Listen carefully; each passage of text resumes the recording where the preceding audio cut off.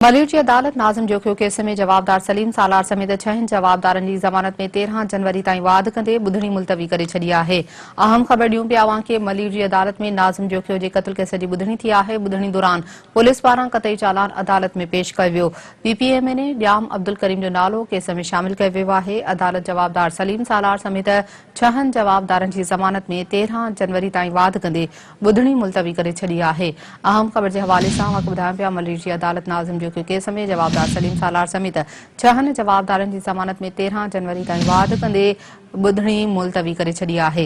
इन हवाले सां ॿुधायूं पिया मलिर जी अदालत में नाज़िम जोखियो जे क़त्ल केस जी ॿुधणी थी आहे। ॿुधणी दौरान पुलिस पारां क़तई चालान अदालत में पेश कयो वियो आहे। पीपीएमएल ॼाम अब्दुल करीम जो नालो केस में शामिल कयो वियो आहे।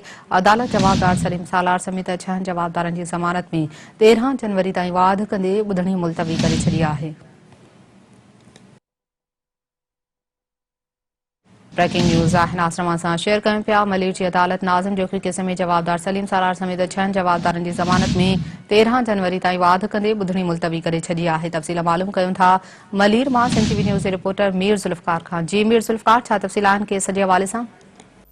जी तव्हांखे ॿुधाईंदो हलां त शहीद नाज़िम जोखियो जे क़त्ल केस जी जेका आहे उन केस में 6 जवाबदार सलीम सालार समेत जेके ज़मानत ते आज़ाद आहिनि उन्हनि जी जेको आहे अॼु मलिर जी अदालत में ॿुधणी थी आहे, जंहिंमें जेको आहे जांच पुलिस चालान पिणु पेश कयो आहे। उन चालान में जेको आहे पीपीएमएल ॼाम अब्दुल करीम खे जेको आहे उन केस में जेको आहे जवाबदार नामज़द करे केस उन ते दाख़िल जेको थियल आहे उन में नामज़द करे छॾियो आहे ऐं उन सां गॾोगॾु जेको आहे उन्हनि जी जेका ज़मानत में जेके 6 जवाबदार ज़मानत ते आज़ाद आहिनि उन्हनि जी 13 जनवरी ताईं जेको आहे ज़मानत में वाद करे छॾी आहे। जी ठीक है, वॾी महिरबानी मीर ज़ुल्फ़कार तफ़सील ॿुधाइण लाइ।